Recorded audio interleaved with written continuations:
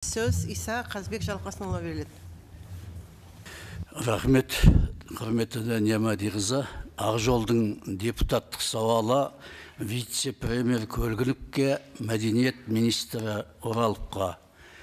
Елімізде енді шу қара алтынымыз мұнайдан емес, саф алтынымыз рухани өнер саласынан шықты.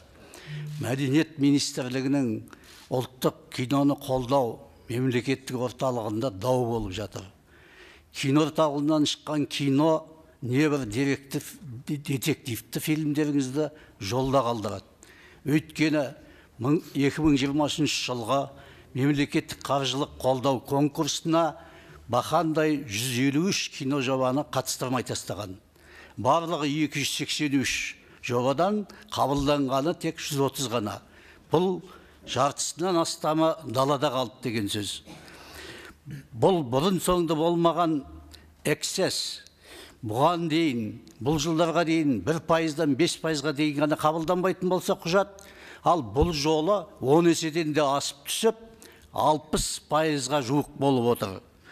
Яғни 153 жоба сарапшылар кеңесіне жете алмай, әділ бағасын ала алмай жолда қалып отыр.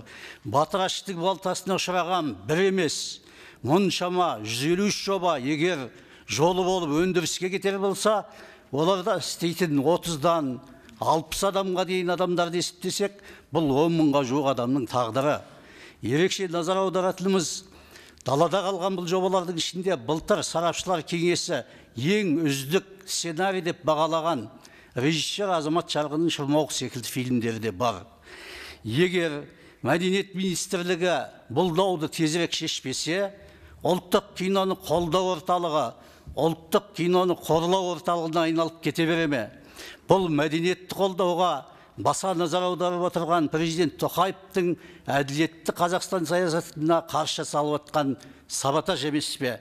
Өйткені қай кино туындының да бағасын орталықтағы құжат қабылдаушылар емес, сарапшылар кеңесі беруі тиіс. Мәжіліске бір топ депутаттарға келген 50 шақты киногер қол қойған арызға қарасақ, ұлттық киноны қолдау орталығында жасалып жатқан кедергілер өте көп.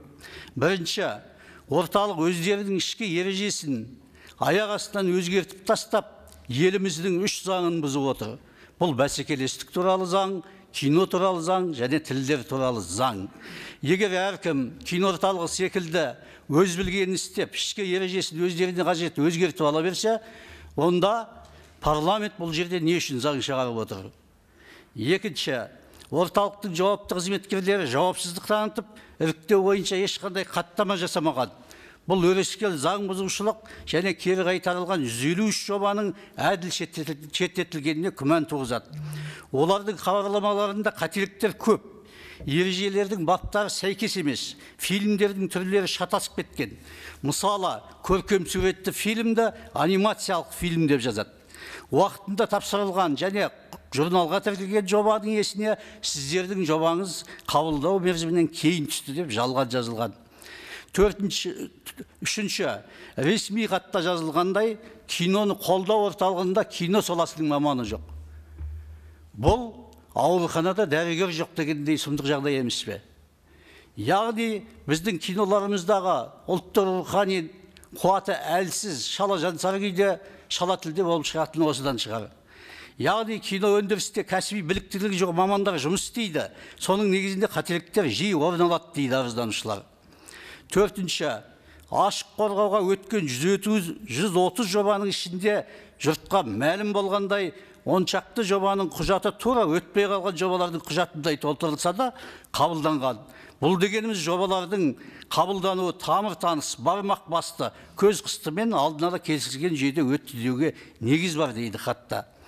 Бесінші, құжат қабылдау кезегінде ішкі ережелерді өзгерту туралы бұйрық 10 наурызда шыққан. Ал құжат қабылдау 6 наурызда басталып кеткен. Сонда ішкі ережелерді өзгерту құжат қабылданып кеткесін 5 күннен кейін шығып отыр. Ал қайтарылған құжаттардың көбісі осы ережеге негізделген. Жоғарыда келтірген осы дәйектер негізінде бұл қиын жағдайдан шығудың жолдарын ұсынамыз. Бірінші, тәуелсіз комиссия құрылып, орталық қабылдаған 130 жоба мен қабылдамаған 150. Микрофонды қосыңыз. Тәуелсіз комиссия құрылып, орталық қабылдаған 130 жоба мен қабылдамаған 153 жобаны салыстырып тексеріс жүргізілуі тиіс. Екінші, келешекте бұндай жағдаймен қарама-қайшылықтар болмау үшін ашық, келеңсіз, ашық қабылдау, конкурсты қабылдау жасауымыз керек. Ал бұл ашық конкурстың іріктеу ережелеріне өз ұсыныстарымызды жазбаша жібереміз. Құрметпен Ақжол фракциясы. Рахмет. Рахмет.